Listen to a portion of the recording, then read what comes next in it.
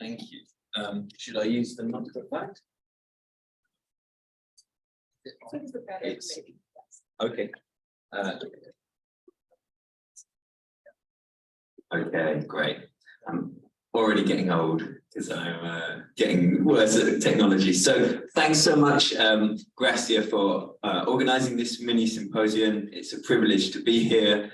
I would also like to acknowledge the Sasakawa Foundation, which contributed to my travel expenses for this mini symposium.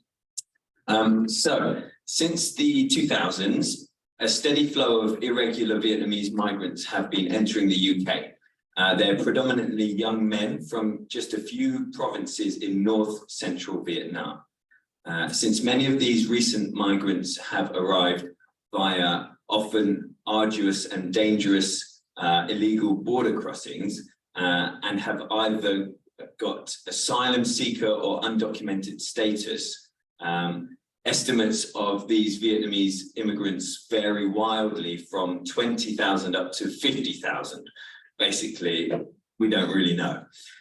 They incur large debts to finance the journey and pay migration brokers or smugglers to get there. But there are also big potential rewards for those who reach the UK and find some half-decent work, usually in a nail salon. Even the UK minimum wage or below the UK minimum wage is enough for migrants to start saving, paying off debts, and sending remittances back home.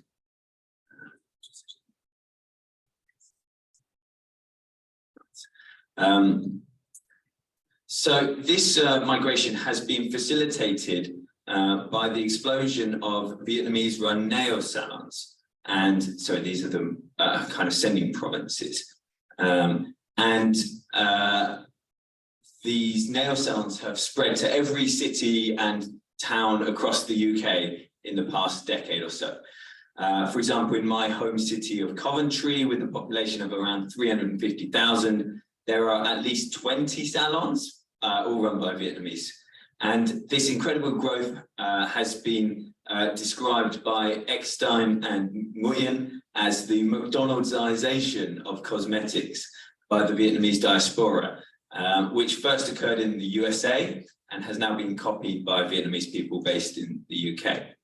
And essentially, whereas in the past, maybe nail salons were seen as a kind of high-end luxury good, all of the niceties and fancy elements of this is kind of stripped back to offer a cheap, basic service, fast, and half the price of your traditional manicures. So this business model means Vietnamese workers must work much more intensely to get through customers faster and retain the high revenues.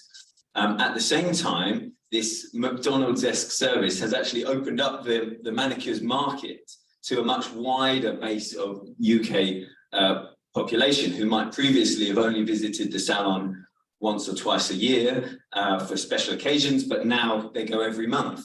So hence the increase of both supply and demand. Today I'm focusing on the tension and ambivalence generated when the dynamics of apparent co-ethnic solidarity between Vietnamese bosses and workers rub up with the inherently antagonistic relationship between the owners of the means of production and the workers. So specifically, I'm interested in these kind of conflicting interests and conflicting discourses between Vietnamese nail salon workers and their co-ethnic bosses, and what this can tell us about changing understandings of exploitation and patronage, kind of working culture amidst a potentially profitable but also precarious work landscape. So patron-client relationships have long been identified as a distinguishing feature of Southeast Asian politics and wider society.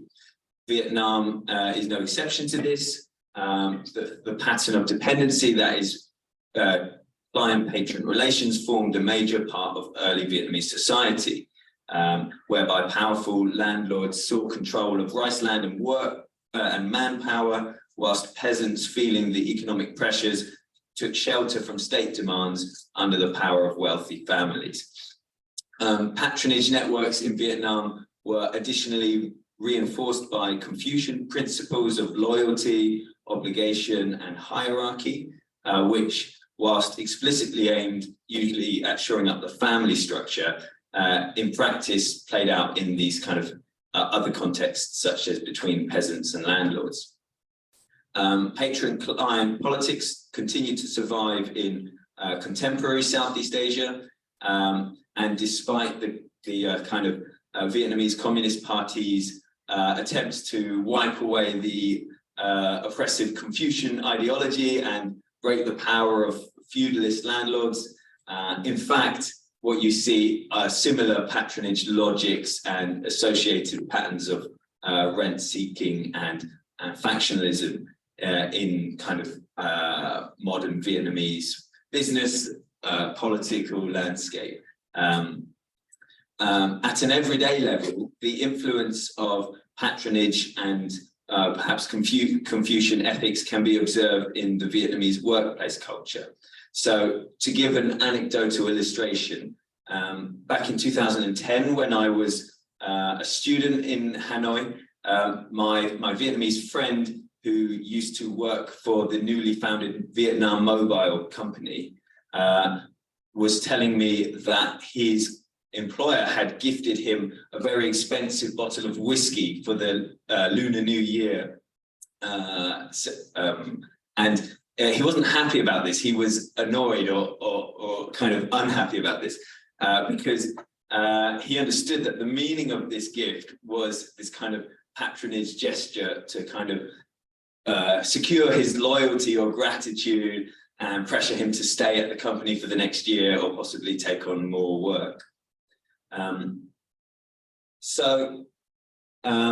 I see these kind of patron-client relations still very much at play in Vietnamese working culture, but at the same time, Vietnam's economic culture is by no means static and has been powerfully reshaped by other forces and ideologies, especially from the Noi Moi economic renovation period onwards.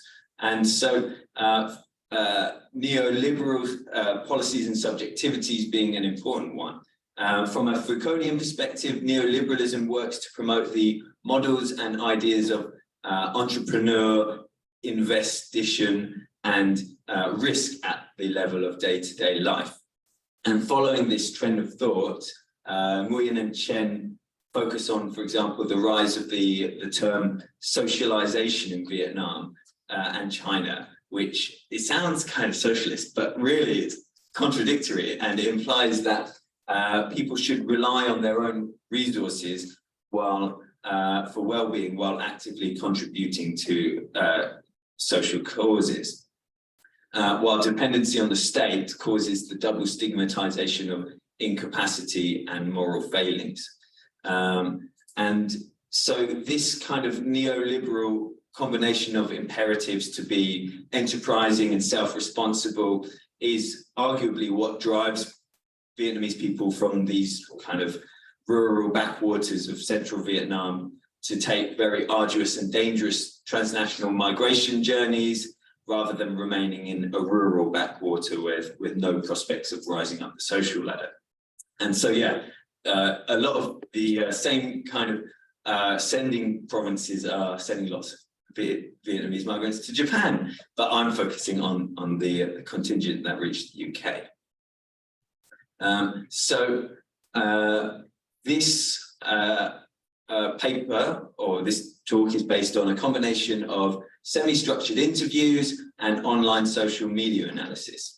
Between 21 to 23, I interviewed 12 Vietnamese nail workers, 3 Vietnamese nail salon bosses, and kind of hung out with and made friends with a whole bunch more people who didn't want to be interviewed and talk about these things. But most of them were based in Coventry, which is a small city where I live.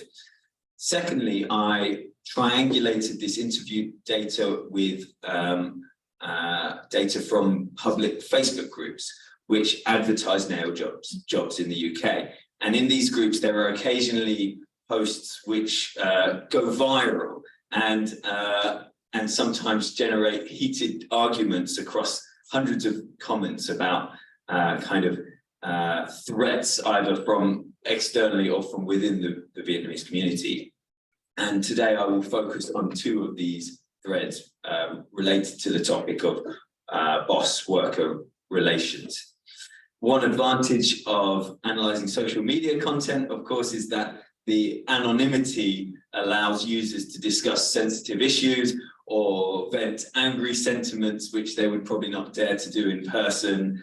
As we all know, if we try to engage in any sort of online debate or, YouTube comment thread, you quickly see what comes up. So, but first I'm going to start with my interviews. And the majority of interviewees, when I ask them about these kind of questions of relationships between bosses and workers, they emphasize positive themes of solidarity or even gratitude, and especially among people who have recently arrived. So this quote, if you have difficulty in jobs or not having food and lodging, the Vietnamese here will be willing to help you, not for a long time, but for a short period of time. They will give you food and lodging, give you a job, show you how to work. And what I mean is Vietnamese people will help other Vietnamese, the predecessors help newcomers, the newcomers help newcomers, and that continues. Okay, sounds great, right?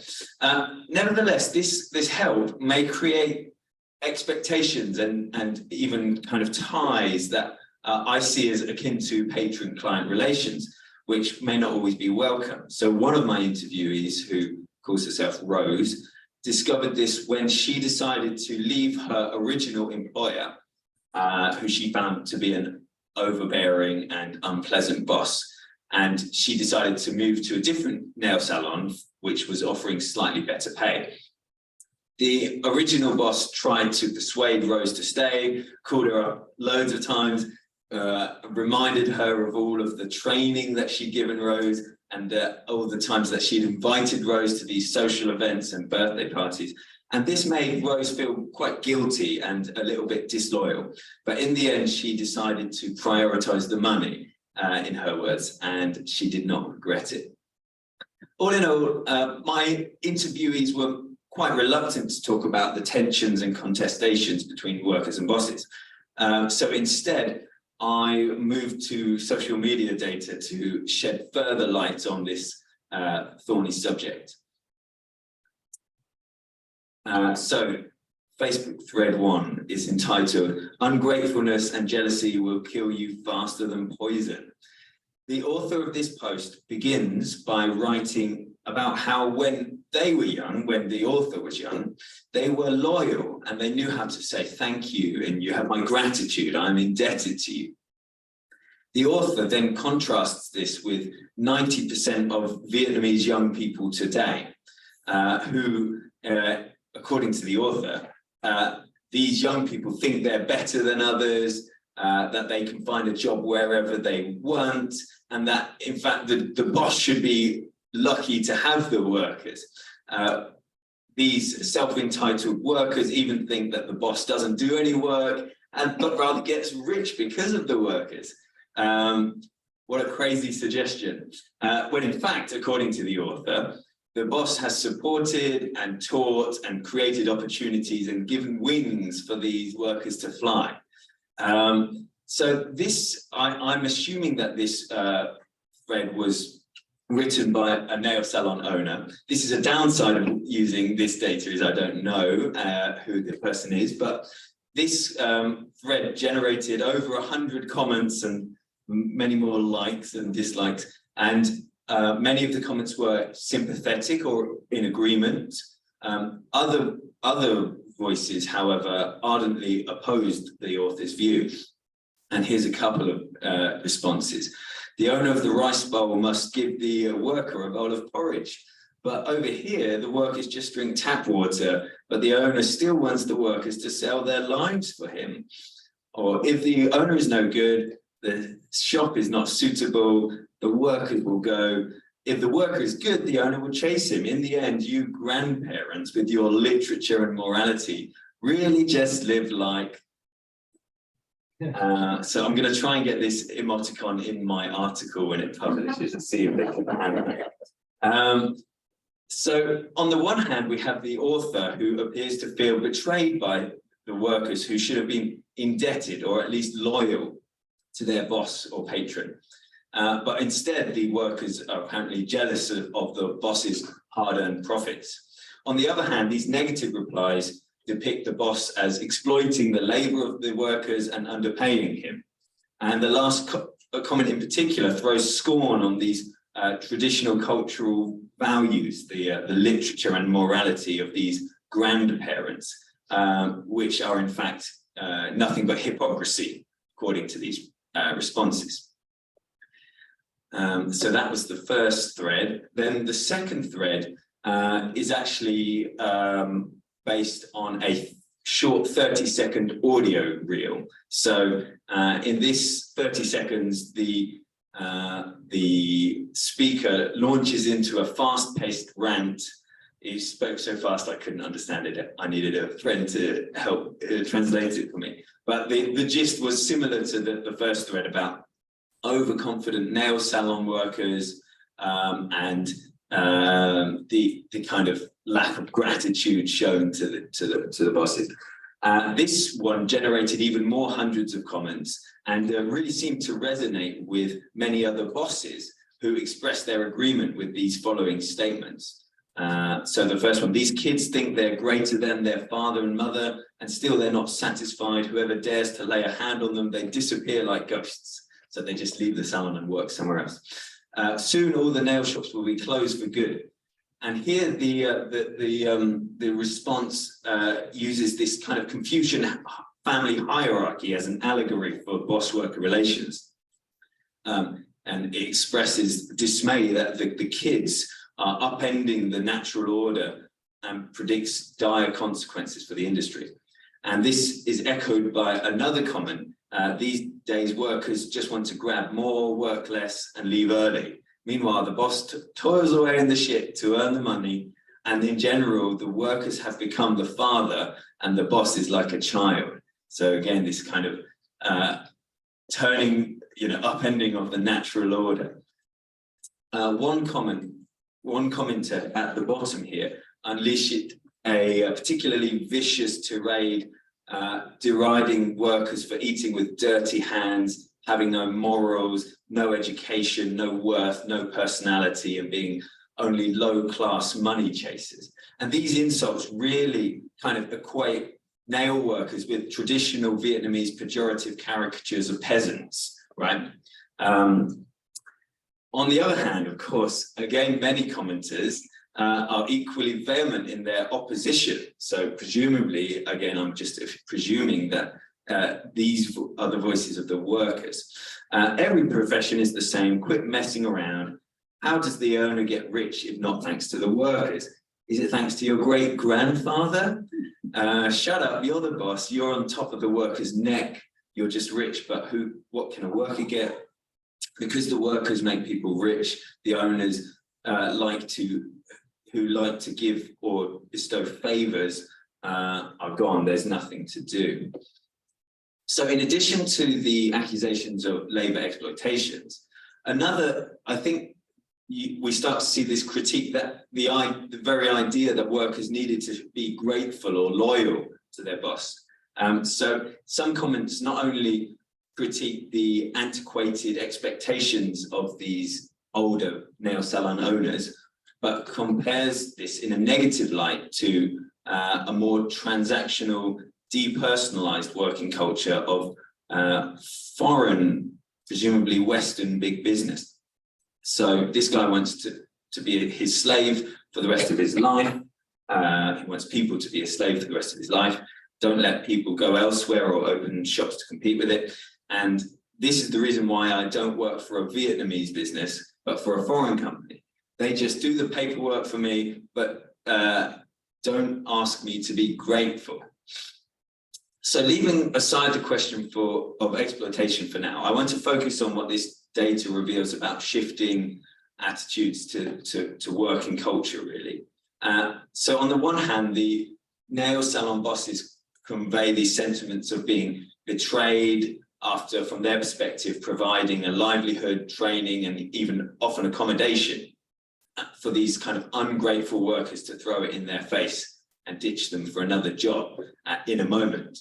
And the key kind of Vietnamese term here is earn, which comes in the sentence "cam ơn." If you know any Vietnamese, that's one of the ones you learn very quickly, or to be grateful or to do a favor. And according to Jamieson, in Confucian terms, earn is the moral debt incurred by children through their parents giving them life. And this debt was considered so immense as to be unpayable and was the base of hiếu, which is the Vietnamese term for filial piety. And while the earn here that I'm looking at is obviously to a lesser degree, we've already seen how the parent-child metaphor was used to depict boss-worker relations.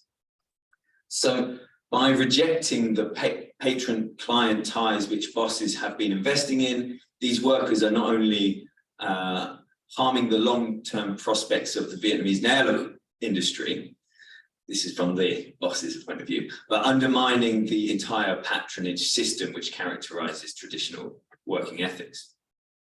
On the other hand, many workers dispute this discourse along two lines of reasoning. Firstly, the bosses are in no position to lecture them about morals, since they are the ones who are doing the exploiting and getting rich off their labors.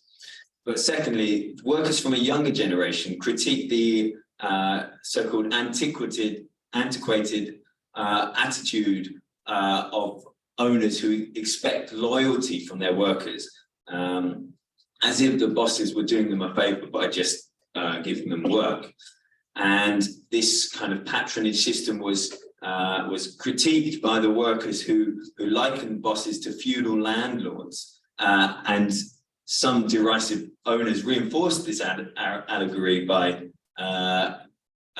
scorning the workers as kind of equivalent to worthless peasants.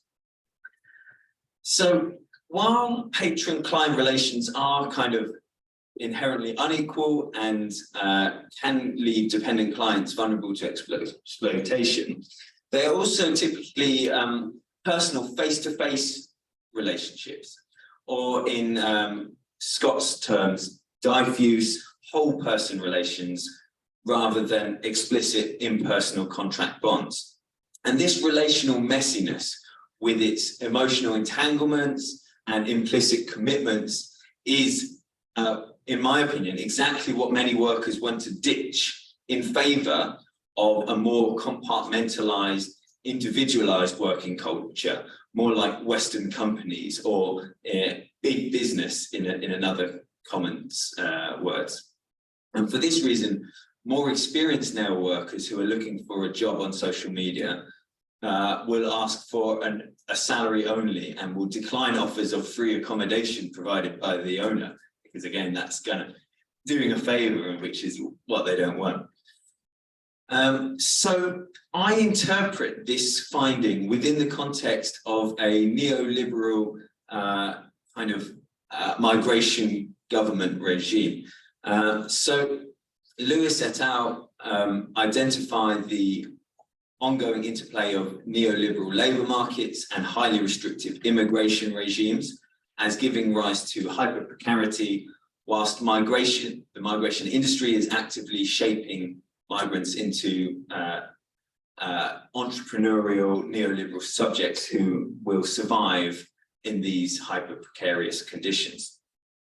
And the above data I've shown, I argue, provides evidence that the radical individualism and market competitive logic of neoliberal subjectivities is rubbing up against and potentially breaking down traditional Vietnamese working values and hierarchies. And the kind of whole person relationships entailed in patron-client dynamics may drag workers into potentially unprofitable long-term commitments. So the workers sometimes spurn these in favor of purely transactional market-based relationships, which promise short-term gains without the baggage of loyalty or gratitude. And this would kind of make sense considering the younger generation of more recent, more precarious migrants who are doing the work may have internalized these subjectivities to a greater extent than the more established nail salon owners, who are often people who've lived in the UK for a long time, will already have leave to remain or citizenship, and may have kind of retained a stronger kind of connection to the traditional Vietnamese culture than those who have to go through the fires of dangerous migration. My findings resonate with Lan Anh Hoang's work on Vietnamese migrants in Russia.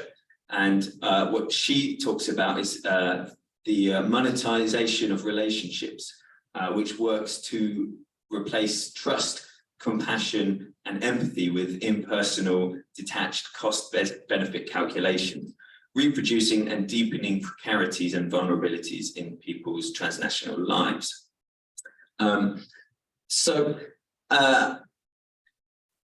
This kind of neoliberal turn, which I argue,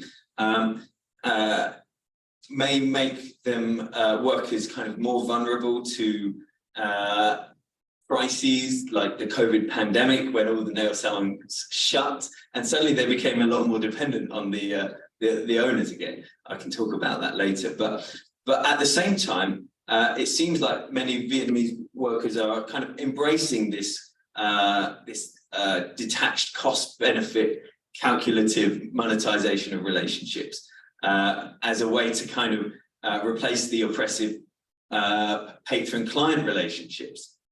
Nevertheless, like Hoang, I am concerned that by disrupting a shared sense of morality and community solidarity, migrants undermine their own ability to cope with risks and uncertainties. I think I will leave it at that. Thank you. Thank you very much, Seth. I think our next speaker is Dr. Aimi Muranaka. Dr. Muranaka is a postdoc at the Institute of East Asian Studies in Duisburg-Essen University in Germany, and is also a visiting scholar at why not was it sorry. Sorry. She's working on a collaborative project, qualification and skills in the migration process of foreign workers in Asia, funded by the Federal Ministry of Education and Research in Germany. And her current research uses qualitative research methods and investigates how the Vietnamese IT professionals navigate in the Japanese labor market. Her research interest is the marketization of migration, skills, qualifications in migration, and brokerage in between Japan and Vietnam. If you haven't already come across her article, she has some very amazing articles published about the transnational labor market between Vietnam and Japan, and about IT professions. So I think one is at Global Network, the other is at Asian Studies Review. Yeah.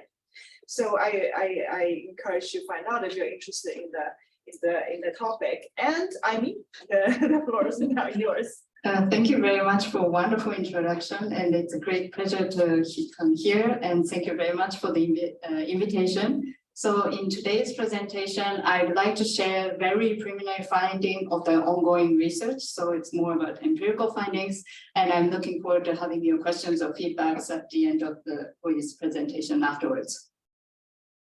So I would like to begin with a quote by Khan. He's very ambitious employee in Japan, and he now works in a small firm in Tokyo, IT firm in Tokyo, but he has been employed in a couple of years in a big telecommunication firm in Japan.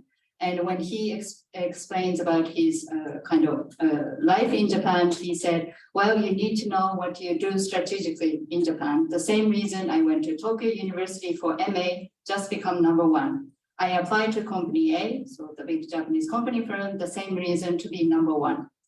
So he called this strategy collecting labels. So going to the top university, go to the top big firm, and he repeated this strategy a couple of times during the interview. And similar to his strategy of collection of labels, these high-skilled professionals actively participate in the labor market with some strategy or some ideas.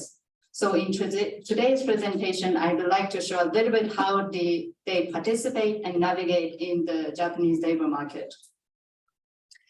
So in the literature of high-skilled migration, we already know that the countries around the world, for example, Germany, Japan, these countries looking for skilled work, high-skilled foreign workers to participate in the war for talent. And of course, the skilled IT professionals now attract the interest of numerous countries, especially from India. And I will explain later why I focus the specific IT sector in Japan. And these migrants are regarded to move across border without much obstacles or being frictionless mobile.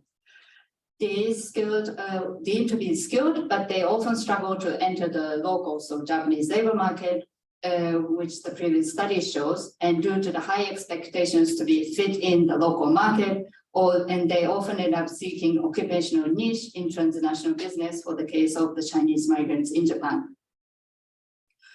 So for the case, a little bit of background or contextual background of Japan, they experienced the serious labor shortage, but there is a lack of official migration policy, and they often implemented what they call the de facto migration policy. So it's not the official migration policy, but allow the people to come in and work. The good example is a student migration, because the student come to Japan to study, not to work, but they often experience the relatively smooth or some of the transition from education to work.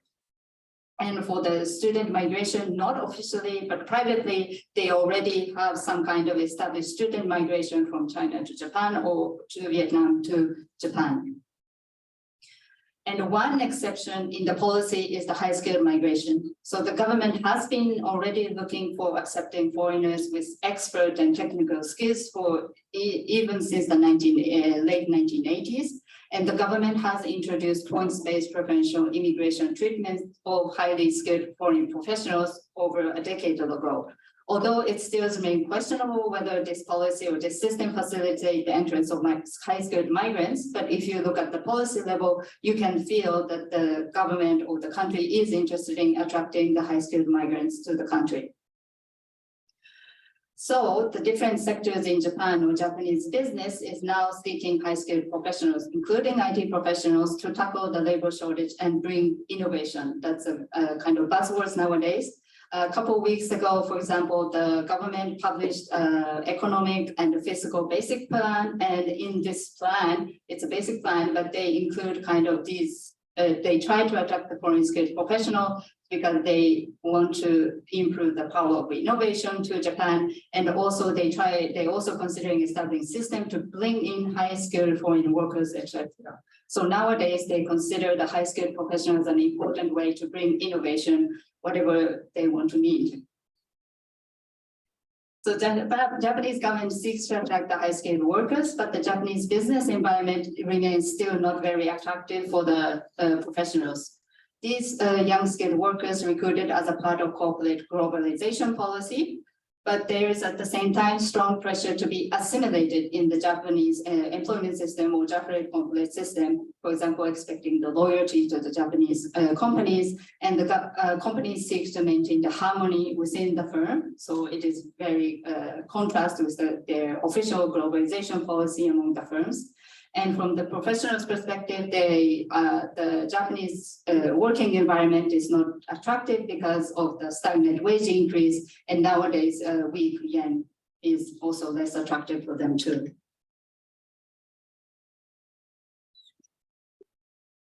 So in the current system, there are 16 skilled visa categories according to the Ministry of Labor, and the definition of skilled remains quite vague. But in my study, I define the high skilled as those with the BA degree or equivalent. And I put equivalent because one interviewee, he did not have the BA degree, but he did the vocational training in Japan and now stays as a permanent resident as an IT worker. So that's the one exception. But this study is consider high skills as those with the BA degree. And the common visa in general among the high-skilled foreign professionals in Japan is engineer specialist in humanities international services. And that was also the that was the common visa for my interviewees too. And if you look at the statistics, over 300,000 labor migrants has this visa, and this represents over 17% of the total migrant workers in Japan. So those who have the visa which allows to work. And why I chose this IT engineering sectors, because there is a very strong demand of workforce in these sectors. For over last 2 decades, the government pushes or tries to accept the foreign experts as a part of their strategy. And recently published a corporate survey, over 70% of the firms, regardless of size, or small firms, large firms, they feel some level of deficiency IT workers. So there is a strong need of the IT professionals in these sectors. So if you look at a little bit of the Vietnamese government side, they pushes the labor export policy officially, and the interest from the Vietnamese IT firms, and the Vietnamese firms often position Japan as their main destination to send IT professionals or engineers. 2 years ago, they kind of updated the law about the dispatch of Vietnamese workers, and they put the specific section on dispatch of Vietnamese to Japan. So you can see that the government itself recognized this presence of labor export from Vietnam to Japan, and it is reflected in the law, legal law too. And the previous studies on Vietnamese migrants in Japan often focus on technical interns or students, which are kind of largest proportion of the Vietnamese migrants in Japan, or sometimes irregular migrants, and so on. So in this study, I tried to look at a bit different types of workers, which are high-skilled workers, but they also experience the challenges and struggles in the labor market. So if you look at the statistic, Vietnamese nationals are becoming an emerging foreign labor in Japan, and last year over 400,000 Vietnamese workers in Japan, and it became the largest group for the first time. 15% of the Vietnamese workers in Japan have this engineer visa that I introduced. And this, the presence is also observed in the IT sectors too. Vietnamese employed in IT or communication, IT telecommunication sector represents 6% or close to 7%. It looks small, but if you look at the number, it is the third largest after Chinese national and Korean nationals.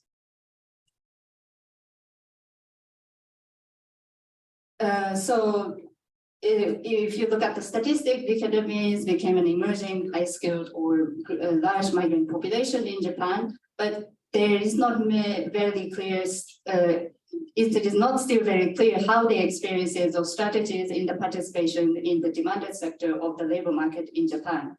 So studies on how they enter the country, so for example, leave the country and enter the country, the studies has been conducted. So in the current study, I try to look at once they enter, how do they survive once they enter the labor market, and how do they stay or leave eventually, sometimes for some cases.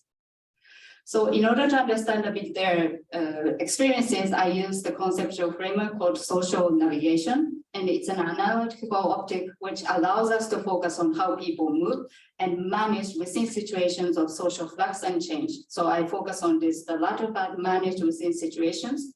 And this concept has been useful because it not only focuses solely on the departure to an arrival point of the migrants, but on the journey itself. So it's a kind of processual concept and how people seek better positions in their challenged environment. Previous works often use this concept for irregular migrants or those in the war zone. So I try to use this concept in the high-skilled migrants context in Japan and how they manage their situations in the labor market or other factors in their life. So as I said at the beginning, this is ongoing research from 2021, and it is still going on. And my main approach is the ethnographic fieldwork. And the main method I used is the online, and I used both online and offline interviews because the study started during the COVID-19. And interestingly, some people asked to do the interview online still because it's very practical. And I also relied on snowball sampling to collect interviewees, and the interviewees are recruited through LinkedIn and Facebook groups of the Vietnamese people in Japan.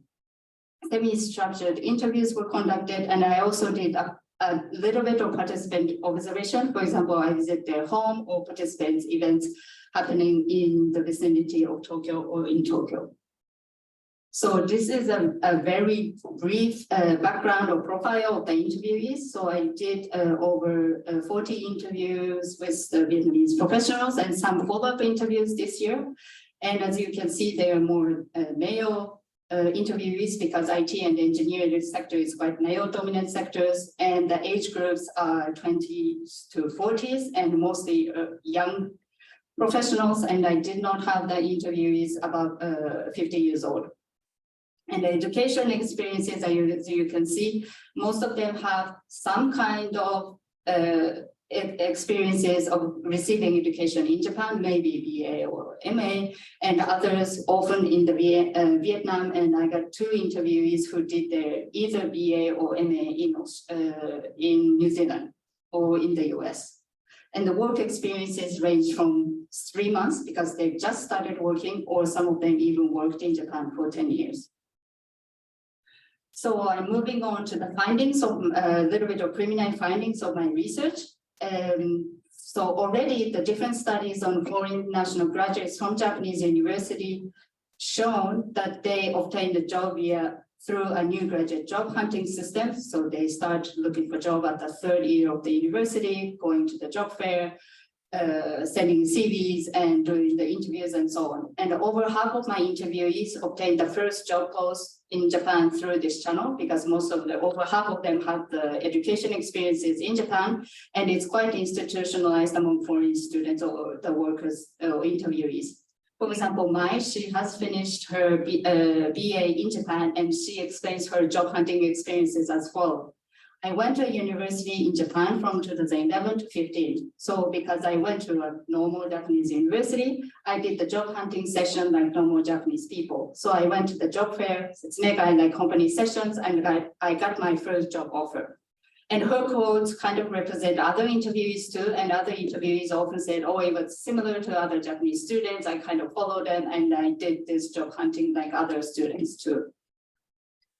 So if they were able to secure a job, they often get this relatively secured visa situation. I don't say it's safe forever, but it's relatively secured visa situation because all of the interviewees have or had engineer and international service visa, which allows often unlimited renewal. And if they obtain a job in a relatively large firms, they can get the 5 years visa, and then afterwards they can continuously renew the visa.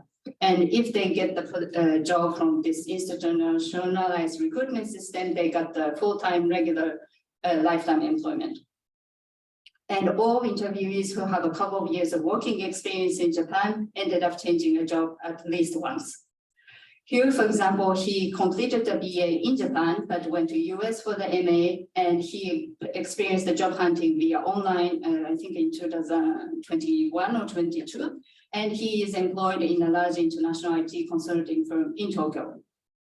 And he explains why he chose this big IT consulting firm as follows. It was a big enough company for me to feel security, anshin, as a foreigner working in Japan. So that was the first time in my life that I had to really care about the visa situation, be careful about my choices because it could affect my visa status. So his quote kind of shows that he did not worry or think that much about the visa status when he was a student back then, but he started thinking about it, how to secure the visa situation through this job hunting system. So once they landed on this relatively secure job position, they often experience the job hopping. It's a means to increase salary or obtain new skills. So Nan, for example, she stays in Japan for 6 years, first as a student and over 4 or 5 years of employment. And she explains why the Vietnamese people kind of change jobs so often. In Vietnam, people usually stay up to 2 years in the same position and change job for skill improvement and wage increase. No change in job, no change in salary. So they repeated the job changes, which is not the exceptional or surprising result if you look at the previous studies, but more often the interviewees change job after some negotiations or discussions with the employers. They often know English or Japanese, so they can communicate with the boss or the leaders, so they often go through this negotiations or discussion with the bosses and what kind of strategies they use. Unfortunately, these discussions or negotiations are unsuccessful, so that's why they ended up changing the job. But with some cases, there are some rare success. So the failed case is, as I said, a job change. So Chow, she tried to talking with the boss, and she was bored with the situation for a year after the discussion, and in the end, I changed the job. So she tried to talk and negotiate with the boss, but she ended up changing the job because the situation did not improve. So one successful rare case was Tran, who was the code that I introduced at the very beginning. And he actually was able to create own suitable position, even though he's a new graduate, which often difficult to negotiate with the boss, but somehow he was able to do it. And he said, I know that the managers, they need to make up the task for my position as a new graduate, but not sure how. So I take my step and then I tell them that I will do this, and we'll do that. So in this company, although he changed the job, at the end, he was able to create his own suitable position by talking with the boss. And as you can see from these codes, they try to manage the employment position because they're not satisfied or they're not happy with their current position. And they try to do active negotiation, but end up moving to a different firm in the case of the employment position. So until now, I talked mainly about employment conditions or their working environment, but from now on, I will try to elaborate a little bit more the non-employment or non-labor factors, which is also crucial in the labor migration. So Huang, she is 30 years old and she has a daughter, and she gets a job in a small company, irrelevant her IT background, after working as a freelance from home in Japan. So she comes with her husband and he works as a full-time IT professional. So she does not have to work, but she first worked as a freelancer from home. And I asked her why she started working in a small company, which is irrelevant for her background. She said, it's a quite small company near my house, so I can send my daughter to a nursery, hoikuen, because if I did not work, she cannot join the nursery system. So that's why I work in the company to get the certification to put the daughter into the nursery hoikuen. But it's a kind of boring job. So after she gets this certificate and she was able to send her daughter to Hoikuen, she later changed her job to a large international IT firm in Tokyo after securing a spot in the nursery for her daughter. So although she wanted to work in an IT firm, she first needed to secure a job in a company which is irrelevant her background in order to get the certificate or put her daughter into the nursery. And Huang's case is a rare example of shifting to a larger international firm because most of the cases, they often ended up stopping an employment temporarily or relatively long-term to take care of a child. So Anne, she came to Japan with her husband, both worked as IT professionals, but when I talked with her last month, she said she would quit her job next month, or this month or the next month, to take care of their younger son in elementary school because she's very concerned about the risk of bullying in the elementary school. So that's why she decided to stop her employment temporarily to take care of their younger son. So especially for the female professionals, they need of temporal stop of employment to manage the family or child issues in Japan. So when we talk about the workers, foreign workers or Japanese workers, the questions of navigations in the labor market are observed during the COVID-19 too, because it's an uncertain time and they have to come up with some kind of strategies to navigate the uncertain time. So Mai, she was employed in a large Japanese firm living in Kanto area and moved to her Japanese boyfriend place in northern Japan during the pandemic. And since it's a large firm, she was able to do this remote work. So in order to be close with the boyfriend, she ended up moving to the northern part of Japan. And she explains, I have no need to commute to the office. Why do I need to continue to live in an expensive apartment whose only value is good accessibility? So she, during the pandemic, in order to spend more time with her boyfriend, she moved further north to Japan. And yeah, she kind of gave up the apartment contract in Tokyo and moved to the northern part of Japan. And her move did not stop there. After the relaxation of the travel rules in Japan back then, she went back to Vietnam for a couple months to work really from home. So her case was not exceptional because she was able to work from home because she is employed in a large firm, but often without the company's permission because company usually does not allow the overseas travel. So she went back home without the company's permission and she was able to come back home. So an option of transnational mobility with a certain level of stability because she has a stable employment and an option to remote work was combined and that allows them to work remotely from home. However, those with the kids, it's a bit difficult. So the lack of transnational family support was quite observed, although they did not say it in the interviews. So she recalls the presence of relative support of her newborn child in 2017. So when I did the interview, her child was quite big, so the children does not need a lot of support, but she explains how crucial the parents and relatives supports to raise a child because both husband and wife works. So they, her mother and in-law took care of my daughter the whole time.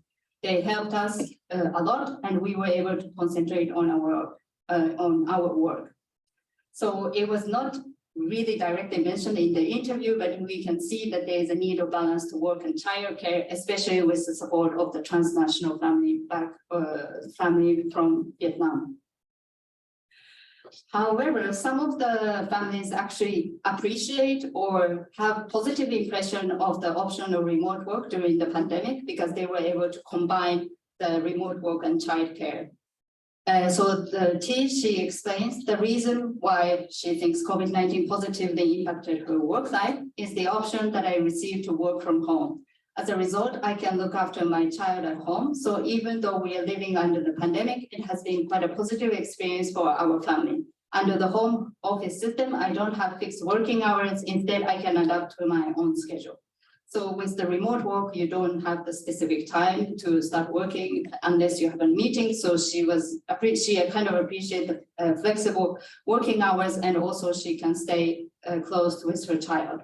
So so as a kind of strategy, they use this work from home and the flexibility of working hours and childcare at home. The situation changed a bit for the case of singles for those who do not have children or who do not have a partner.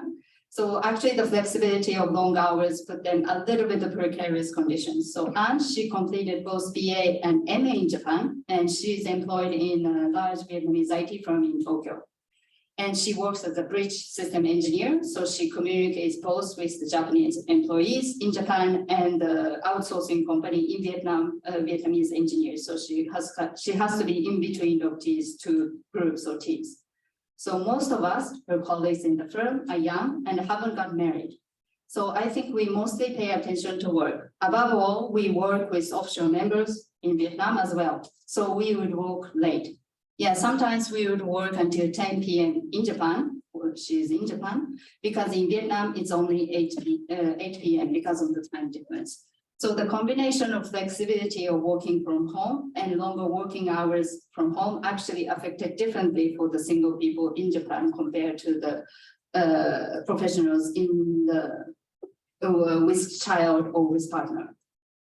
So it was a bit of a rush, but I would like to focus on 3 points of my presentation. So first, I explained how they seek to negotiate with the bosses, but they often end up moving to a different firm because they cannot satisfy their job conditions or their career perspective. And secondly, some of the female employees, often with children, they stop employment for childcare. They want to pursue the career, but they ended up staying in a current place to navigate or combine their childcare and their job. And the combination of flexibility and work from home to manage childcare works relatively good or positively for those with children, but transnational work from home. So in case when they need to negotiate or talk with the people in Vietnam during the COVID-19 actually did not work well or put them in a little bit more precarious or longer working hour environment. So different factors linking employment and managing other non-work factors in their life to navigate in the labor market and life in Japan. And with their relatively stable visa condition, they have an option to change jobs or even stop working if the husband has the long-term visa, but they are often confronted or challenged in navigating the career progression, long working hours, or they have to stop working to take care of the child. And move is a part of their navigation strategy, like we see in the concept of navigation, but also stop to manage their life in Japan. And that is the kind of brief finding of my preliminary result. And I'm looking forward to getting comments and questions at the end of this presentation.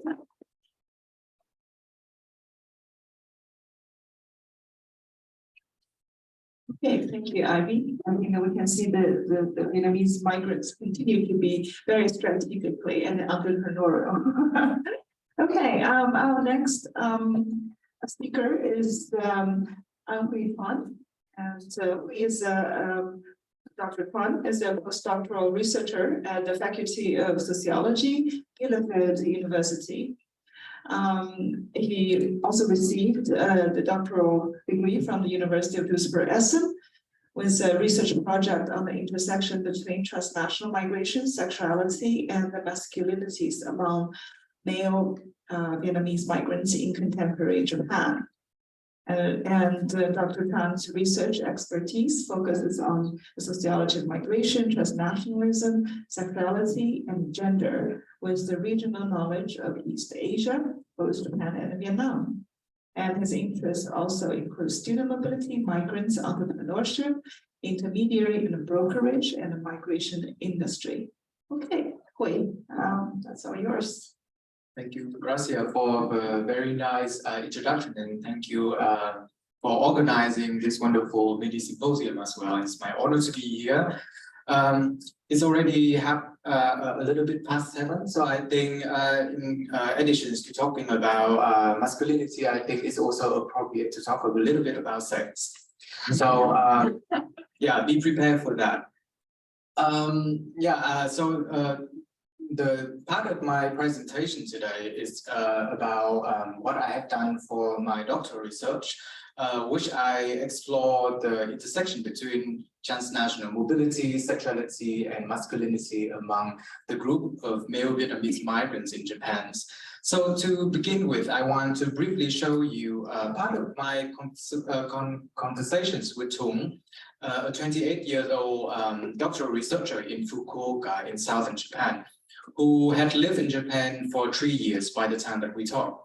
So I asked him what is the plan after finishing his doctoral research in Japan. So he said to me that he will eventually go back. I'm not going to read the whole part. I think all of you are very well readers.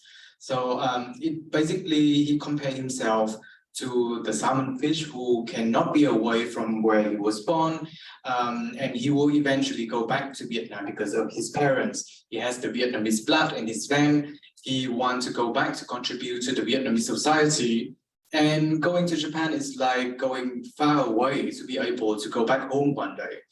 And then he also mentions about the fact that he had a lot of difficulties and challenges during his stay in Japan, but he was happy for those challenges and difficulties because these kind of things make him feel 200% more independent and, interestingly, more masculine. So what triggered me is in his way of giving meanings or making sense of his migration trajectory is how different gender norms, expectations, and performance can impact and also shape his migration aspiration, how he makes sense of his migration experiences, and also his migration trajectories. And interestingly, such an intertwining of different factors, aspirations, and mobility trajectory with gender, and later on, as I'm gonna show with sexuality, it can also be seen in the migration journey of many of the Vietnamese migrant men that I talk to. So my presentation today will engage with a notion that I call charging masculinity, to unpack how gender performances and aspirations are deeply embedded in the migration journey between Vietnam and Japan among the group of male migrants. So I'm going to look into such aspect through not only the aspirations to migrate from Vietnam to Japan in the first place, but also how these men gender identities and subjectivities are performed and subsequently transformed as well during the course of migrations during their stay in Japan. And last but not least, the interrelations between their masculine identities, status, and their aspiration and their experiences of return migration from Japan to Vietnam. So the focus of my presentation today stems from three niches in the studies of transnational migrations today. First of all, there is a disproportion between studies on gender and sexuality among male and female migrants. So in particular, most study on gender and sexuality in contemporary migration study have mostly focused on migrant women. And there is also a common and simplistic framing of migrant men as primary mover and rational decision makers. And therefore, male migrants are mostly examined within the economic spheres. And such an observation is even more evident in the context of Asia, where there has been a feminization of migrations within the last few decades. So in other words, more research and observations on Asian men, gender, and sexual experiences in the Asian context are needed. And few studies, as I think, have also gone beyond the nationally defined categories of gender and sexual practices and identities in order to look into how sexuality and gender actually are constituted and performed transnationally. So taking all of these niches into considerations, my presentation today aims to find the answer to the questions of how are migration, aspiration, and trajectory among Vietnamese migrant men in Japan are molded by gender and sexual expectation and aspirations. So thank you, Aimi and Seb, who have led all the background work of introducing the groups of Vietnamese migrants in Japan. So I don't have to talk about it anymore. I'm very grateful. But yeah, I'm focusing on the group of Vietnamese male migrants who take up from 55 to 60% of the whole total tallies of Vietnamese population in Japan. And most of the Vietnamese men that I talk to go to Japan as language students in Senmongago Vocational College or universities or technical trainees or high skill labor migrants like the groups that Aimi have just mentioned. Regarding methodology, my research or the talk today, I'm presenting text unit analysis as the individuals, and I conducted close to 12 months of field research, including 11 months in Japan and a short field trip to Vietnam. And during this time, I conducted participant observations in various social gatherings and events for Vietnamese communities in 3 Japanese cities, including Tokyo, Osaka, and Kyoto. So I attended events such as home cooked dinners, social gathering for different Vietnamese groups and communities, musical concerts for Vietnamese migrants in Tokyo, and even a Buddhist meditating course in a Vietnamese temple in Tokyo, even though I don't think I'm a very good meditator. And it was through these interactions that I was able to observe and the organization of social structures that shapes these men's everyday life negotiations of masculine practices. And the dominant source of data from my presentation today has come from the live history interviews with 70 Vietnamese migrant men in Japan and former migrant men who have returned to Vietnam. So in particular, among these 70 migrants men, 53 were in Japan at the time that I talked to them, and 17 have permanently returned to Vietnam. And 50 of them identify as heterosexuals, and 20 of them identify as non-heterosexuals, meaning that they identify either as homosexuals or bisexual. And they come from a very diverse class and occupational background. So in Japan, I talk to those who are technical trainees, technical intern trainees. I talk to language students, but I also talk to a doctoral researcher or even owner of companies here in Japan. And those who return to Vietnam also have a very diverse class backgrounds in terms of what they do, and also spatiality wise, they also are located in different places in Tokyo, in Japan, and also in Vietnam. So please bear with me for a little bit of theories here. I know it's not all of us are theory people, but I think, you know, as a trying to be sociologist, I want to assert a little bit of identity here. But I think so, because masculinities, as we all know, are not fixed, and rather negotiated through fluid and sometimes conflicting social structures, institution, and context. But studies have observed that migrants' men genders and subjectivities are likely to be developed, shifted, and reworked during and even after migrations. As a result, there have been a few concepts and notions coined to refer to the different ways in which gender practices, subjectivities, and identity among migrants' men are constructed and negotiated during migrations. For example, you can see terms such as mobile masculinity, migrant masculinity, contested masculinity, racialized or compromised masculinities. However, while these concepts are useful in pointing out the spatial and contemporary and temporal contingencies of migrants' masculinities, their objective mostly focus on capturing the types of masculinity manifested as the result of moving from one place to another. So it should be noted here that a lot of migrants men also still adhere to the kind of gender norms and ideology in their origin countries, as these are the ones that they are more familiar with. And these are also what a scholar of transnationalism has also been advocating for, that migrants actively participate in transnational social space.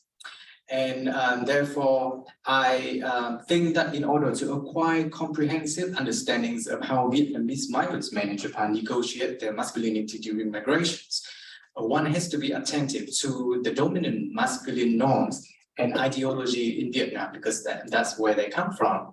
So studies have shown that the epitome of Vietnamese hegemonic masculinity can be reflected and represented through the notions of the Vietnamese true man. So what does the Vietnamese true man has to have?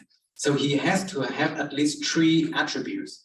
First, he has to possess good economic progress, meaning that a true man has to have good financial powers and ability. Second, he has to be capable in many aspects, including having a strong will, showing no physical or mental weaknesses, being sexually promiscuous, and having a wide social network. Most importantly, a Vietnamese true man is highly expected to perform and fulfill his gender role in the family, including being the family pillars or being the breadwinner of the households, taking care of other family members, including, of course, the parents and even sometimes relatives, and paying filial piety to the parents, as Seb has mentioned before, when these parents get older. So in these presentations, I will not engage with notions that point to different forms of masculinity. Rather, I'm going to talk about a notion that points to the mechanisms, how migrant men make sense of different masculinity as they embark on the migration journey, and how they navigate such situations. So I propose the notions of masculine capital, which I identify as the attributes and resources that allow an individual to attain and negotiate their masculine status and identity within certain times in given socio-cultural and historical context and among specific social groups. So in this sense, masculine capital could be considered as a type of currency that allow the male individual who possesses to either move up a socially constructed ladder of manhood or to replace and make up for the lack of other qualities normally associated with manhood. So I identified three main characteristics of masculine capital.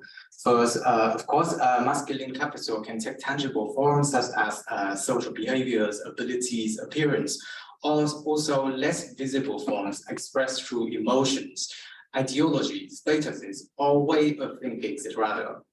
And second, even though masculine capital allows individuals to acquire self-recognition and perception of being a man, this concept need to be seen as does not equal manhood. It, however, can be a very useful tool to explain how manhood and masculinity are constructed, challenged, adjusted, or even negotiated. And here I'm also following Bourdieuan conceptualizations of convertibility between different forms of capital. I see masculine capital can be also converted into other forms of capital, for example, economics, cultural, social, symbolics, and even sexual capital, and of course, vice versa. However, such a conceptualization of masculine capital is only a part of how I analyze migrants' masculinity. So in this particular presentation, I use charging masculinity as an umbrella notion to explain how the men in my research negotiate their gender subjectivities and experiences during the many phases of migrations. So for the sake of timekeeping, I'm not going to go into details of every single theory here. I just want to quickly say that the way that I see charging masculinity as a notion is that it is an intersectional concept that features and reflects bits and parts of different theories belonging to two main domains. First of all, social fields and identity and power relations. Here in these two domains, you can see different theories that I work with. For those who are familiar with these theories, you can see bits of the theory in my analysis later. But for those who are not very familiar with these theories, I think I'm not going to bore you to death with going into details now, because now we are going into the more juicy part. Right, so migrations, aspirations in terms of choosing Japan as a migration destinations. So I think economic impulse is, well, surprise, surprise, it's very common migration motivations when contemplating migrating from Vietnam to Japan and also to other places as well. It was not uncommon to come across narratives that emphasize the aspirations to go to Japan to earn more money and to take care of the family back in Vietnam, or the wish to attain education credential abroad. And in Japan in particular, to improve one's potential earning in the future when they try to get into the labor market. And for example, Tai, a technical trainee intern in his late 20s in Chiba, a prefecture near Tokyo, decided to migrate to Japan to work so that he can earn as much money as possible to improve his family economic situation. His family is a working class family from the highland Vietnam. And then Tai basically quit his high school in order to help with farm work for his family economic situations. And then when he saw the opportunities to go to Japan to work arise, he said that, oh yeah, I'm gonna grab that opportunity because that is the way to make quick money. But besides the wish to earn money to improve the family economic situation, he also jokingly said that, you know, I'm gonna go there and earn money to get a wife later on, to get married back in Vietnam. So why his migration aspiration might come across as purely economic drivers at the first glance, there is deeply engraved gender expectations in his contemplations of migrating, reflected to his wish to improve, you know, the family situation and livelihood. Is also his concern about earning money to get married in the future. even though at that point he did not have a partners. And such a wish to earn money to get married in the future and take care of the family also reflect the expected gender outcomes in modern Vietnamese society among male individuals, meaning having a wife, building a family, and fulfilling the family's material needs. In that sense, the aspirations to migrate serve also as an affirmation of masculinity and his increased values as a prospective husband in the future. And in other words, his migration aspiration is not only shaped by financial motivation to serve, but also shaped by the wish to perform gender ideology and masculine norm. Furthermore, a lot of my research participants also frame migrating to Japan as an explorative journey to see more of the world outside Vietnam. So, for example, an office worker in Tokyo decided to migrate to Japan at the age of 20, wanting to get away from the village ponds. So when Kung was in high school, he got to know about the scholarship programs that send young Vietnamese students to Japanese school in Japan in exchange for their work as newspaper deliveries beside their studies. So although he had heard that there would be a lot of difficulty and challenges when taking part in such a programs, he still applied for it and considered migrating to Japan as a way to get out of Vietnam and to live out his youth. So then he referred to his migration at that point as the right thing to do as a young man. So such a wish to take on risks and challenges to explore and see more of the world also implies a gender aspirations that constitutes masculine identity in the Vietnamese context. And similarly, a lot of other men in my studies saw migrating to Japan as an action that allow young Vietnamese men to step out of the world, to learn new things, to acquire new perspective. And all of these are basically gender performances that mark the entry point into later on a transitional phase leading to adulthood. Right, so when masculine aspiration can be seen as playing an important part in shaping migration decisions, what happened during their stay in Japan is indeed the biggest part in the Vietnamese migrants' main gender becoming. So I first met an office worker in Tokyo in 2019 in a boarding year-end party of a Vietnamese association here in Tokyo.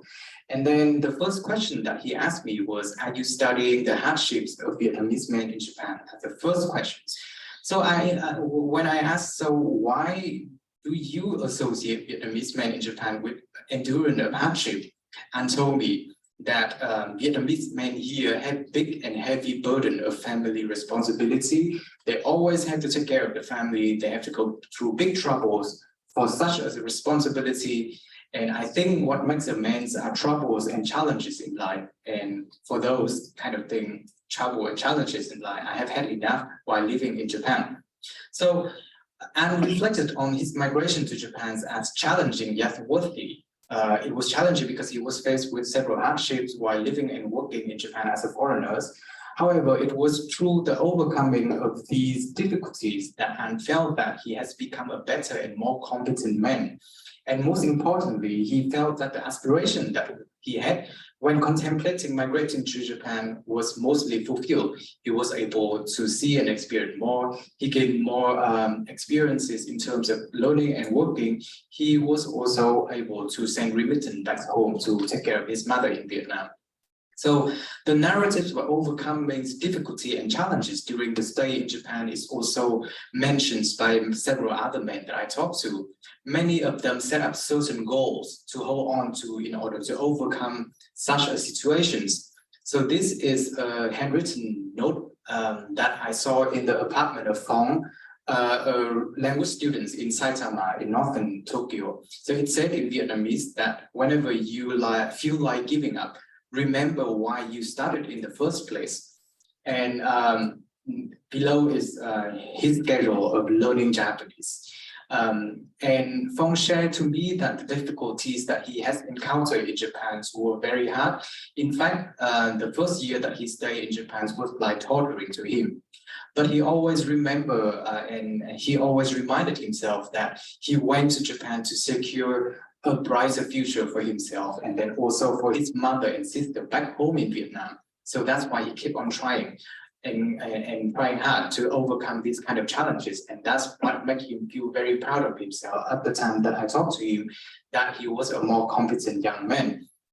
So this kind of overcoming challenges also reflects the gender expectations towards men to appear strong and show no weaknesses. And two of these qualities considered to represent masculinity among a lot of Vietnamese men that I talked to.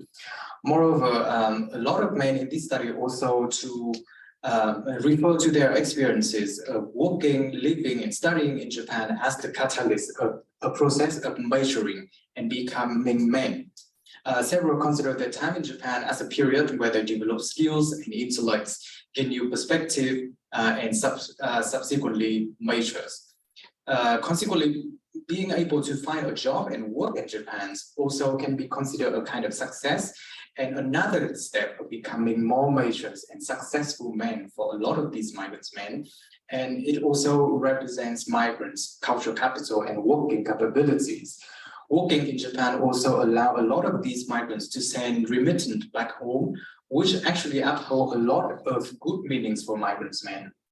Such an act not only fulfill the economic obligations with family members who are left behind and immobile, but also fashion men's gender roles and their symbolic privileges in the home society, and subsequently serve as one of the strategies to negotiate their masculine identity and subjectivities.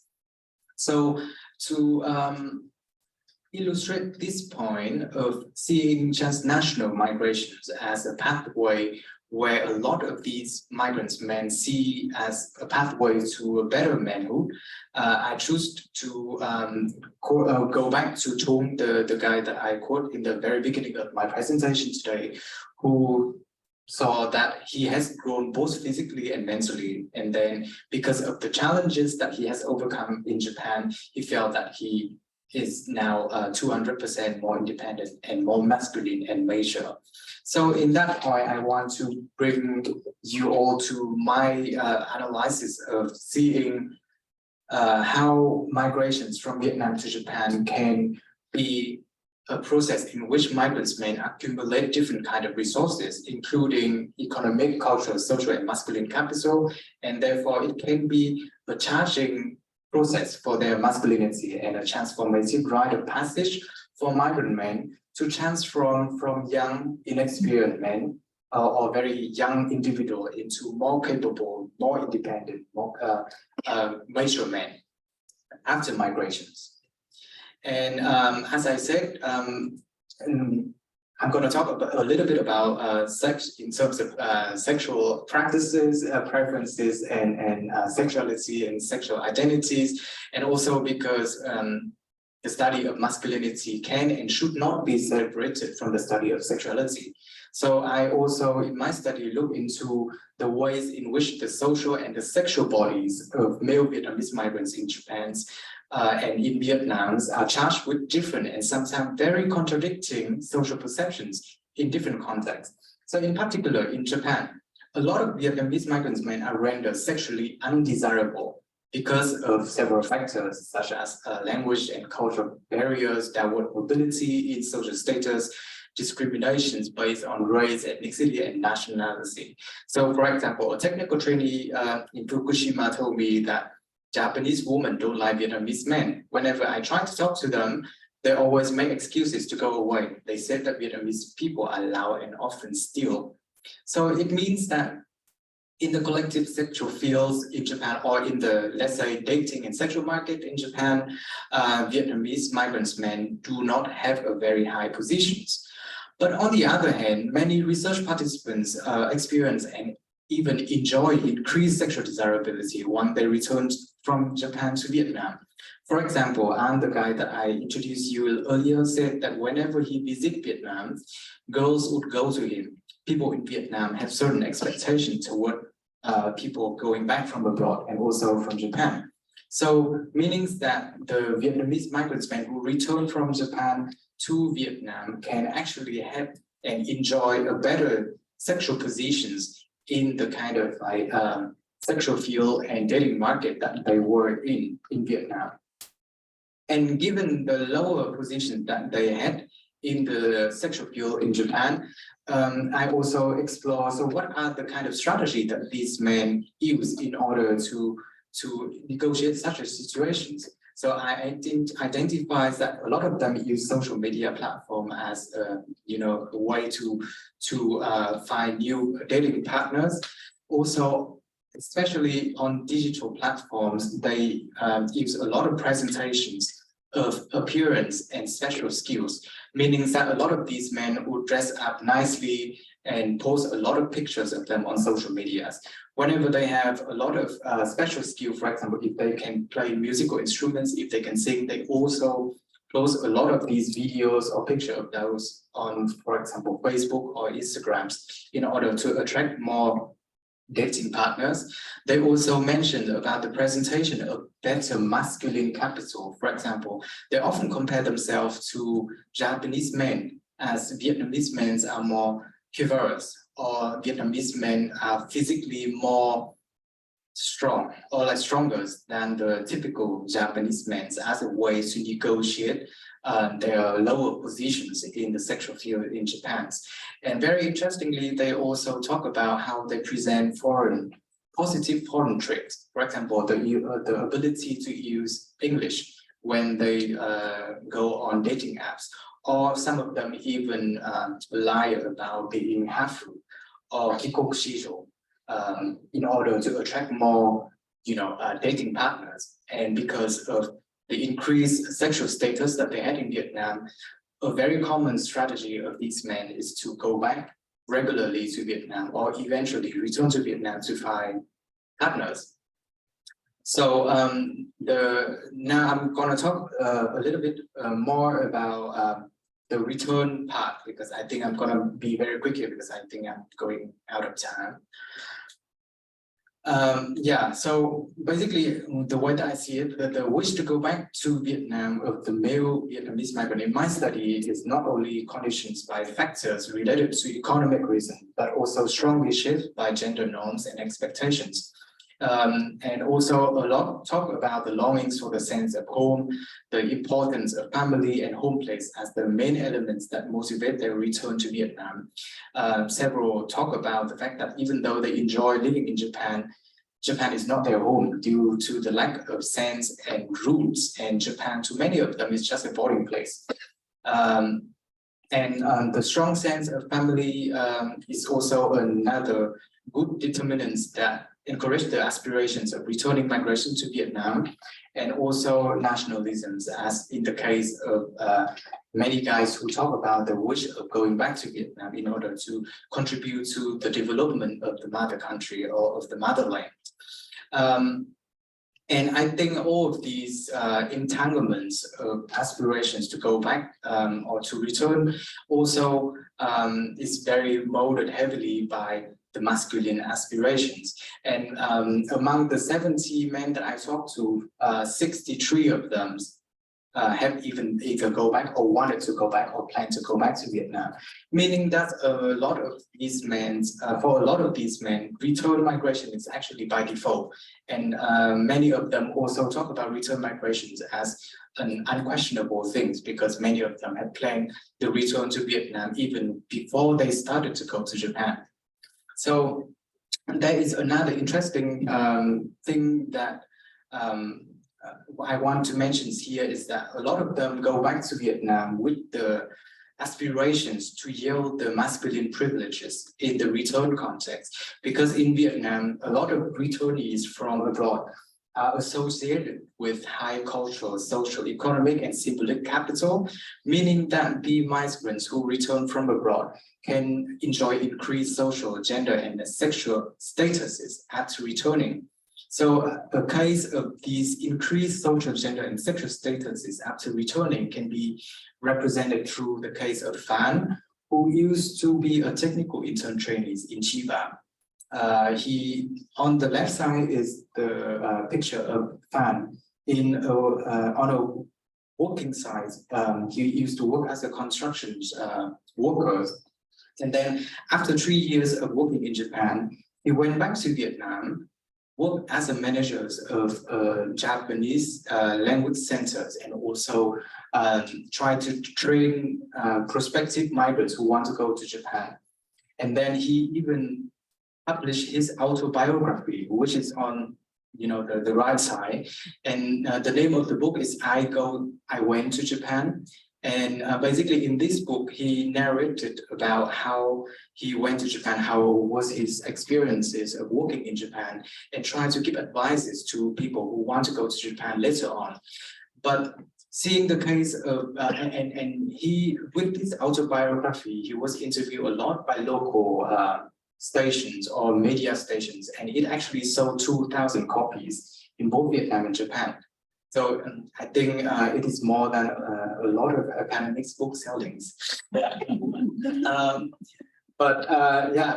Meaning that looking at the case of Fan, making me think that, so basically transnational migrations have a thing that I call a charging effects on migrants' masculinities and even also gender and sexual status, meaning that migrations act as a process through which migrants' men masculinity and self-worth can be charged up through the accumulations of different attributes.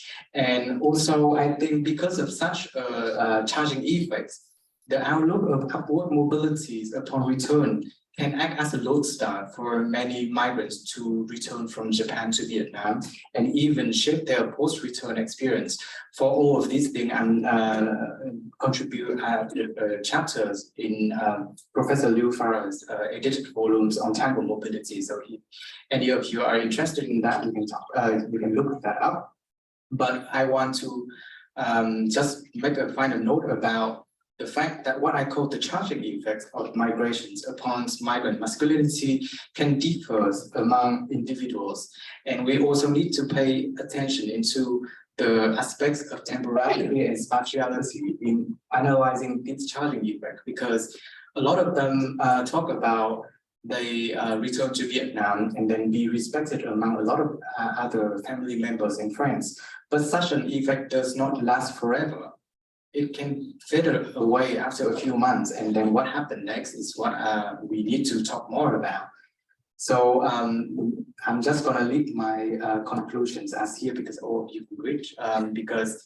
And I just want to emphasize again that my research has shown that migrants, men, are actually active agents with migration aspirations and motivation going beyond the economic spheres. And for a lot of them, transnational migration is actually a gender choice and strategy. And here I also point to the transnational dimension of aspirations for upward mobility. So Japan here is the charging place where migrants move to in order to move upward, but not in Japan, but upon the return to Vietnam. I'm going to leave it at that. Thank you.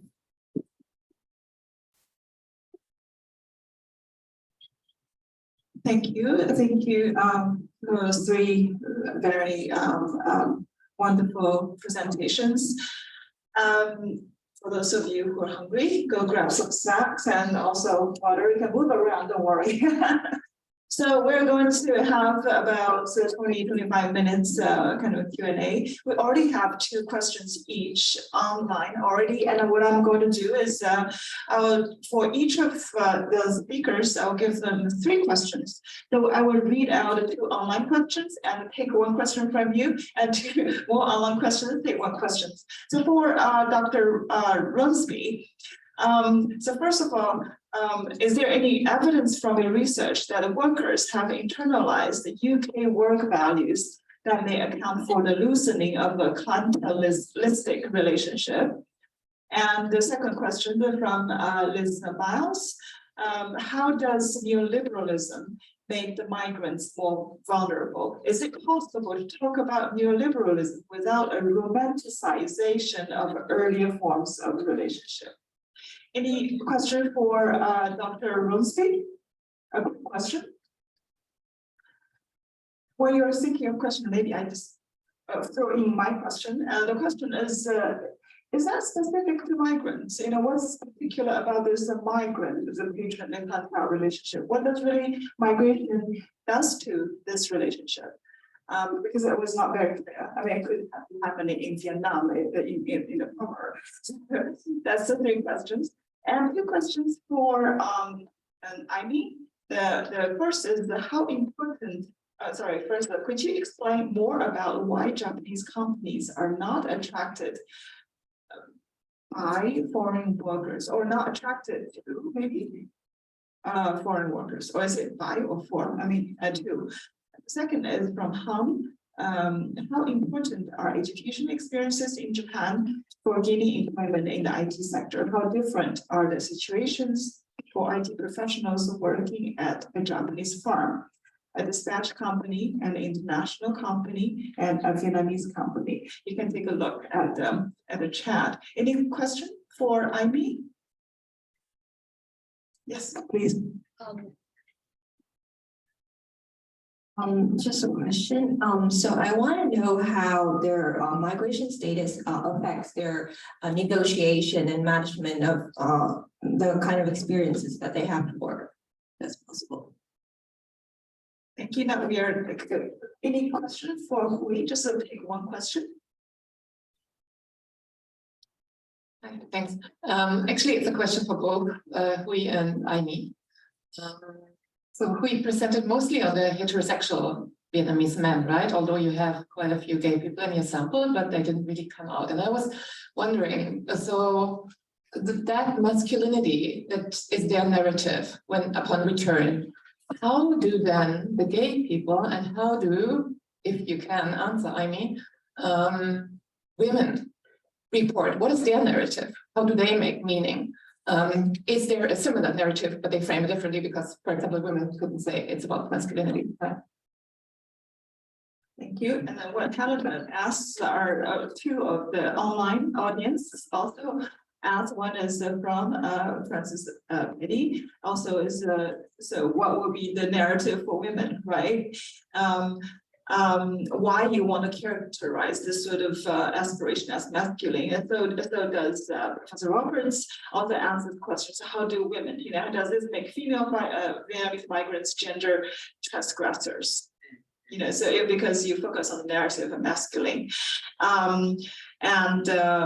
Also, Professor Roberts has a question, does position in the order of siblings affect men's decision to return to Vietnam?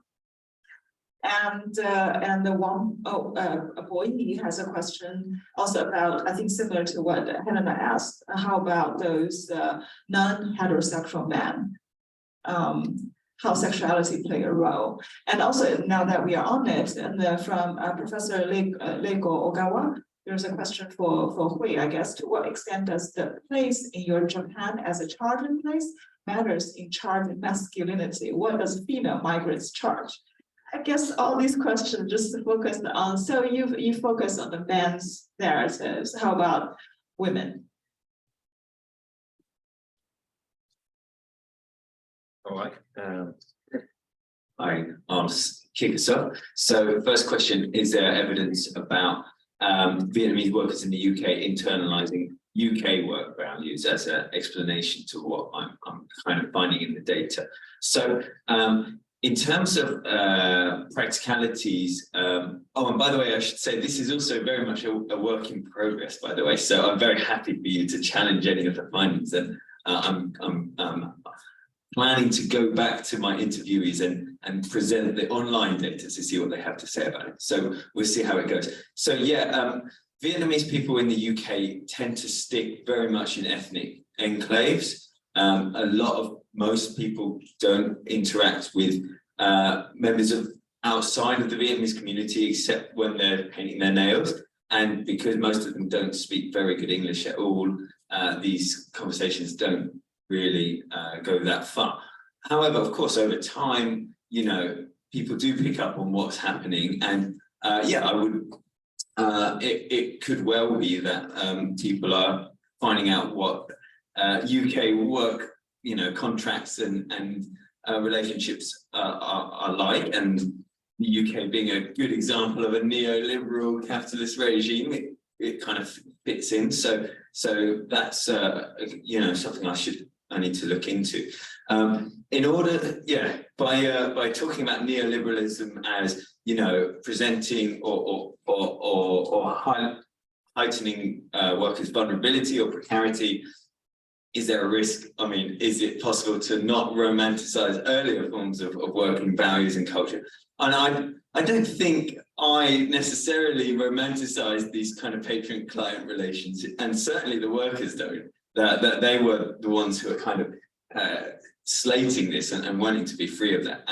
And so I think you know, this is maybe an interesting example of neoliberalism's destructive power, perhaps, you know, destroying something that could have been oppressive, and yet, you know, the replacement doesn't necessarily give a you know, a perfect ideal situation, as you're kind of more individualized, more kind of on your own. And so I don't think I romanticize kind of earlier forms of work culture, but and in answer to your question, Gracia, you know, what is it? Is there something specific here about migrants, or is this a wider trend? And maybe this is also, you know, when Aimi, when you said that interview quote about in Vietnam, you know, we change jobs every 2 years, that was a surprise to me. And maybe, you know, in kind of high educated, high skill jobs, that is the norm. That's not what I was, you know, when I kind of go to rural Nha An province, people are not changing jobs every 2 years and trying to push up. But yeah, maybe this is a trend that is going beyond migration. I think the thing that is highlighted from the data about the specific you know, dynamics of migration that work here is that when they arrive in the UK, Vietnamese workers are very kind of aware of their vulnerability. They can't speak the language. They don't have legal status to work, and they really do depend on the kind of Vietnamese community initially. And so there is that kind of opportunity to start developing these patron-client relations, which the bosses do see themselves as doing it. You know, the bosses that I spoke to very much saw themselves as that role. We're looking after people. You know, we're giving out favors that earn. And so while they were, you know, in interviews, they weren't giving out their grievances, but that was kind of where I started making the links. But yes, it's very much ongoing work in progress. So we'll see how it goes. Thank you for the question. So I try to answer all of them. So the first question, if I understand correctly, why Japanese companies are not attractive to foreign workers, right? So for my interviewees, how should I explain it? So they try to get the job in Japan because they kind of go with the flow. So they come to Japan as a student, go to the university, and they often say they didn't know what to do. So they kind of follow what other students are doing. And sometimes they also say, since they are in Japan, they want to kind of make a circle of Japanese life. So they experience the student life. And then in order to complete their kind of circle, they also want to experience Japanese working life. But like we said, they do not consider stay in Japan as a long-term or permanent one because the working environment not attractive. Some of them say because Japanese companies expect loyalty, and that's what they don't like, the Vietnamese workers in my sample. And also the wage is not increasing for the long term, it's stagnant. So they expect the loyalty, meaning the long-term stay in the firm. And for them, it's not very attractive. And also if they enter as this new graduate, so Shinsotsu, they often position sometimes in the section irrelevant to their background because they come, although they work in an IT company or IT firm, a lot of them, they do not have IT or engineering background. They come from humanities faculties, and they go to the company, and company trains them to be IT worker or engineer sometimes. So they often experience some kind of mismatch, and that leads to the answer, part of the answer of the second question, why, how important is education? So education per se, so expertise, knowledge is not the most important factor, but rather the university name, the time they spend in the Japanese universities, and also the part-time working experiences. As Gracie's previous workshop, the part-time working experiences in Japan is very crucial, because they can experience or they learn how to behave in the working environment and also learn languages. So the companies seeing them receiving education in Japan, they have some kind of training through the part-time work experiences, and that counts a lot. And for the dispatch worker, dispatch company,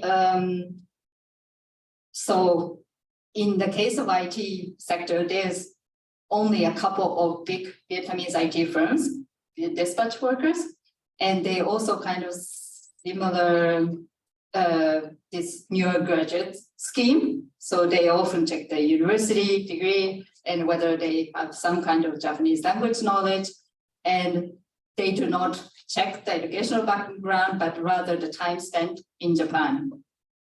And the third question, so how the migration status affect, I think it's really a good question. So in terms of visa status, I didn't feel that it affects a lot because they often have the long-term, relatively long-term visa. But as a migrant per se, I think it sometimes affects because they are often alone in the section of international business or whatever. And they do not have kind of solidarity. They have to negotiate by themselves.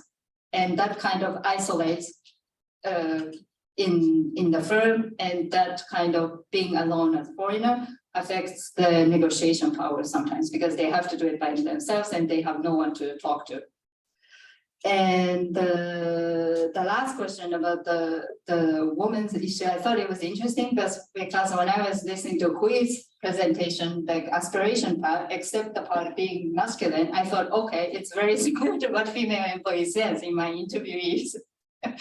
So I personally I don't know whether it's, so I wasn't able to observe the masculinity aspect in my interviews because my interviews did not say like it's a masculine thing and blah, blah, blah, but both Vietnamese male and female workers say that they want to accumulate the economic capital and they want to experience the working experiences, accumulated skills and so on. And yeah, that was kind of my data. And before giving mic to Hui, I have a question to you. So when you said that the social desirability is lower for Vietnamese workers, Vietnamese people in Japan among Japanese women, but how about among Vietnamese people in Vietnam? Because in my sample, a lot of them dating or get married with Vietnamese people. So how does this kind of hierarchy or hierarchy is it like in the Vietnamese female in Japan? And related to that, the second follow, and you said in Vietnam, their status kind of goes up, right? But I imagine that a lot of Vietnamese people in my sample, they chose Japan as the second choice because at first they wanted to go to Australia, US, Singapore, like English-speaking Western countries. So how is it like the competition? Is it they all consider like those who went to overseas or those who went to second choice? Or how is it this dynamic of those who went to other countries, not Japan? Yeah. So thank you for all the questions. I think I can, try to address every questions that I received. But most of the questions ties back to two questions. what is the situation with female migrants and what is the situations with non-heterosexual research participants. So first of all, for the female migrants, I agree that also a lot of them go to Japan in order to support their family. And it is also one of the attributes that is associated with femininity in the Vietnamese context, because the Vietnamese women are expected to also take care of their families. But what I'm trying to say here is that migrations, and especially transnational migration and return migrations, have different effects on the ways in which these migrants, male migrants and female migrants, make sense of their gender identities and subjectivities, because a lot of these migrants may see going to Japan as an improvement of their masculinity, and then going back is the affirmations of their improved masculinity. But studies have shown that migrants men have a higher tendencies to return to their origin countries in comparison to migrant women, because a lot of these migrant women also have, actually I also talked to a few female migrants who are Vietnamese here in Japan, and one of the reasons why I'm in Japan now is also to conduct more interviews with female Vietnamese migrants for the manuscript of the monograph. And a lot of them say that they actually don't consider going back to Vietnam that much in comparison to the Vietnamese male, because they actually have higher chance of getting a Japanese partners here in Japan in comparison to their male migrants counterparts. So what I'm trying to say here is that a lot of these men go back to Vietnam because of their improved masculinity. For the Vietnamese migrants women, also another thing that I want to say is that, and that also answer part of Aimi's questions about their sexual desirabilities, these men's sexual desirability among Vietnamese female migrants, because they actually also have a pretty low positions in the dating market with female fellow Vietnamese migrants, because a lot of these men, I choose to quote one guy who said that Vietnamese women in Japan are to be worshipped, not to be loved, because they see that a lot of these Vietnamese women who go to Japan are too independent, too capable in comparison to themselves. And according to a lot of men, that kind of like, it is a threat to their masculine self, because in Vietnam, it is very common that the women have to be economically dependent on the men, and then the men have to be the one who take charge. But because of the independence of many Vietnamese female migrants in Japan, that makes these men feel that it is a threat to their masculinity. And then also that is why a lot of these men also saw that maybe these Vietnamese women are out of their age. But of course, there are also love stories that happens between co-ethnic migrants. But that is the majority that narratives that I encounter. Positions in the family order are, yes, for those who are the firstborn son, they have a bigger responsibility to go back. It's in Japanese is chonam, who are having the bigger responsibility to go back. But among the people that I talk to who are also non-firstborn, they also have a very big desire to go back, because of all the privileges that are waiting for them when they go back to Vietnam. And in terms of their elevated status back in Vietnam, you're correct, because going back from Japan is nothing in comparison to going back from the States, from the UK, from Germany, or from England or Australia, simply because people, in order to go to the States or the UK or England, they have to first have more cultural capital and economic capital. And now going to Japan is basically, the second choice. And of course, if you're comparing the status of returnees from different returning contexts, then there will be also a hierarchy in the Vietnamese context when it comes to returnees. The questions about heterosexuals, when and non-heterosexuals, When I started these projects, I assumed that there would be a big difference between the non-heterosexual participants and those who identify as heterosexuals. I was actually wrong, because their experiences was actually very similar in a way that a lot of them are faced with discriminations in terms of ethnic and racial discriminations in the sexual field and in the dating market.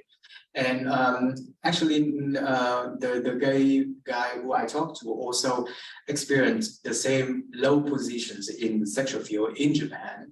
And if you guys are familiar with the developments in Vietnam nowadays, in the last 10 years, actually, there has been a very strong development of LGBTQ movements in Vietnam, which actually many of the men that I talked to who migrated to Japan in the first place, hoping to have a more liberal sexual environment in Japan, saw us even now better than in Japan.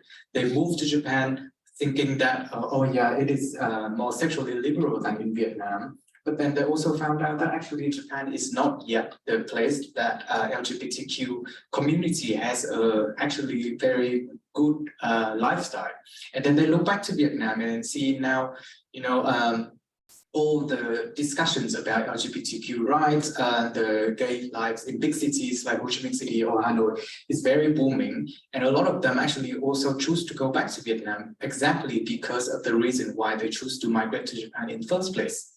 So meaning that their positions in the Vietnamese context is also similarly to the heterosexual one elevated. So that is what surprised me when I had the sample data that I work with regarding to the difference between the heterosexual participants and the non-heterosexual ones. I think we are running out of time. Anybody has an urgent question, just a very short one? I know you probably do the studies there. A very, very short one. Besides going back to Vietnam or staying in Japan, are there any trajectories that these men consider? Most likely they are, it depends on their visa status. For example, if they are technical trainees, they are about to return to Vietnam, or if they can secure another extension of their visa in Japan, they stay in Japan. Very few actually consider going to another place unless they are highly skilled. I talked to a guy who actually was considering going to a PhD in Germany. But basically the majority of the men that I talked to in my studies either contemplate staying in Japan, because if they have been staying in Japan, they most likely have a better Japanese in comparison to another foreign language, or going back to Vietnam, because moving to another place means that they have to start again and then have to master another language in order to participate either in the education or labor market there. So it is a better choice for them either to stay or to go back to Vietnam, which are the two places that they have the language proficiency. Okay, thank you. And with that, let's just complete this mini symposium. Let me, on behalf of everybody, and also let us give a round of applause to 3 presenters for their wonderful presentations, a very thought-provoking presentations.